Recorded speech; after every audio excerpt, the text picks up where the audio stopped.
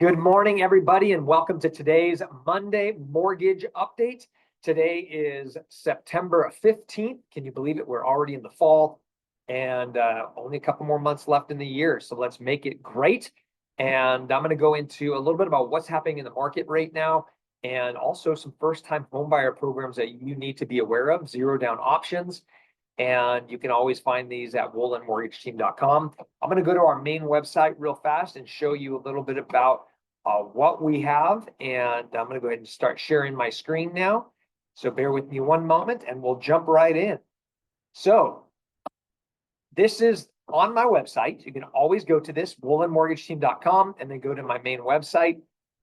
It's a whole breakdown of zero down options. So USDA, VA loans, our Powerhouse 100, which is our own in-house zero down conventional loan with no income limits for first-time home buyers. So if they make too much money for the normal programs, because they only allow up to 80% of the median income for the area, this program is for them.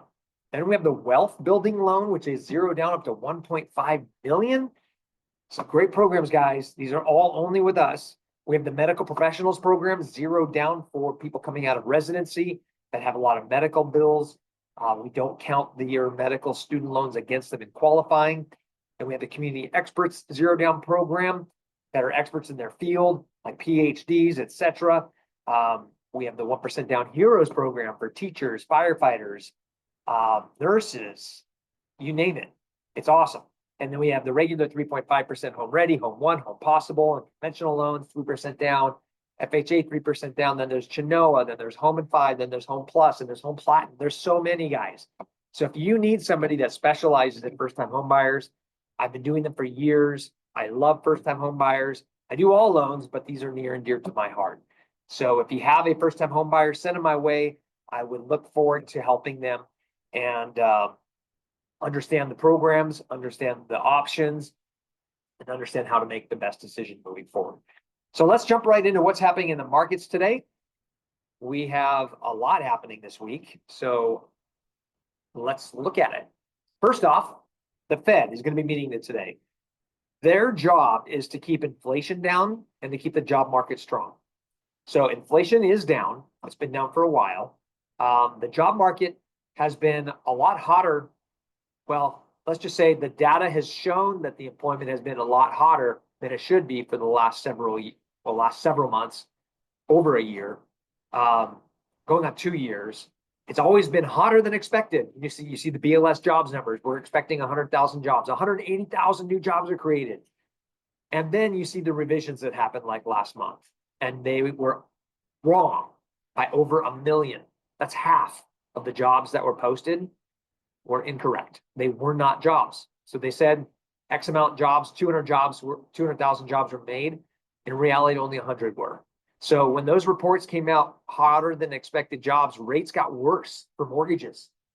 Well, they shouldn't have, because the actual data shows that rates, the employment numbers were actually weaker than they were. So anyhow, it's been a frustrating couple years because I've been telling you guys the jobs market, the jobs numbers are wrong, but it doesn't matter. It hurts the markets. Job rates should be in the 5s right now across the board. But they're not, because it's going to take a while for them to really trickle back down after the reality comes out with the BLS jobs numbers revising their numbers by down 1 million. It's wild. But anyhow, I digress. So GDP is going a little slow this year in 2025, 1.4%. Inflation right around 3.1%. This is the Congressional Budget Office, Phil Swaggle's perception of what's happening with the market for the next 3 years. He believes that the tariffs are going to bring in $4 trillion towards paying down our deficits. That's fantastic. $1 trillion. 1 trillion is 1,000 million. I'm sorry, 1,000 billion. That's weird to think about, right? Just weird. So unemployment rate's supposed to hit to 4.5.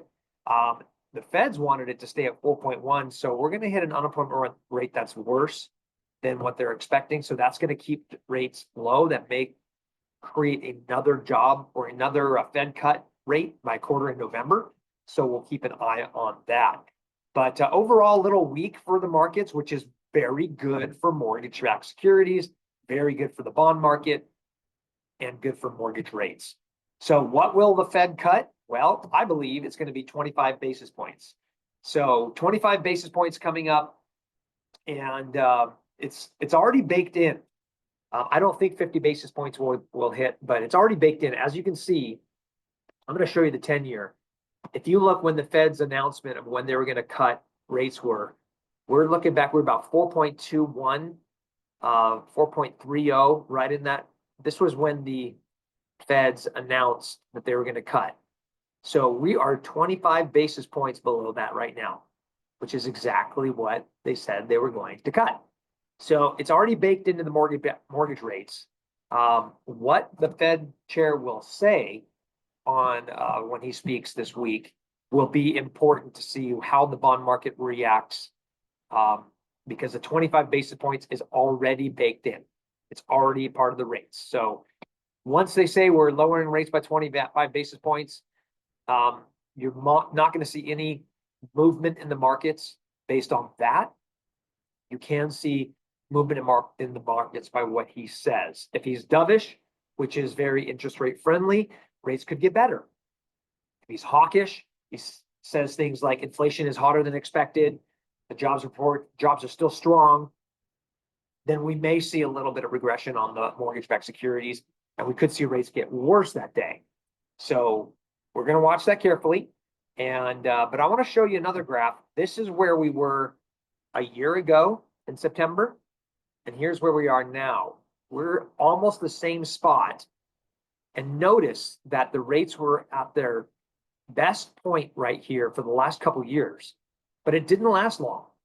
So people that are saying they're waiting for rates to drop, they're waiting for that tiny short window, and then it's going to come back down. Now, hopefully we'll rise above this, but odds are that the average rates are the mortgage-backed securities are way down here. So we may see us hit up against this Fibonacci level and come back down. And so these low rates may stick around for only a couple weeks before they get a little bit higher. Let's hope they go break above this and we get rates in the fives. But over the overall trend over the last several years, or a couple years, I should say, is that this point where we're at right here is rare. So we're going to be careful. We're going to hopefully be able to secure lower rates, but the 2-year history is showing that this is a very rare moment. So take advantage of it while it's here, because it may be gone in a couple of weeks. So 10-year, we saw a nice trajectory lower. Lower 10-year means lower mortgage rates. Always a good sign. So here's where the rates are at. Keep in mind, this is the Mortgage News Daily's survey. The scenario they use is 25% down with a 780 credit score on a primary residence with a $400,000 loan amount. That's the perfect borrower. So the loan level adjustments are minimal. But if you have somebody with a 740 credit score, they're going to get a loan level adjustment because of that credit score. If they're doing 5% down, another loan level adjustment. So you may be able to get that rate of 6.29, but with points, or you do a no point rate at 6.5. So rates are better, but keep in mind, not all of your customers will get these rates. So if you're looking at their note when they're signing, they're at 6.5. It's not because they got a higher rate for some reason. It's because most likely their scenarios are what dictated that rate for them. So, but this is great, guys. 6.29 average for that perfect borrower on a 30-year fixed. This was up to 7.25 6 months ago. So we are in a really good spot here. The 15-year, we're under. I locked one in at 5.5% on Friday. So jumbo, we're great. I mean, this is great news, guys. FHA, VA, right around 6%. Really, really good news. This should help your buyers. Really exciting. And I'm excited to see where this will go as we progress into the end of the year. But anytime you see a 5 in front of the rate, that is a good thing. And it's easy to get now with this, just a small buy down. And yes, you can even get into the 4s with a longer or a hard, more expensive buy down. Temporary buy downs, the 3-2-1 buy downs, you can get rates in the 1s or 2s now. Pretty wild. You can stack the buy downs. You can buy down permanently to 5 and then do a 3-2-1 on top of that. It's some exciting times because rates are lower, and hopefully buyers will appreciate this and get out there and strike while the iron's hot, because they may not last long. So Have a great week, guys. Again, reach out to me anytime. WohlandMortgageTeam.com is my website. Check it out for all the zero down programs. And also, I'm rolling out the monthly home buyer webinars that we're going to be doing on Zoom as well. So if you have any buyers, first-time home buyers looking to get information, it's free.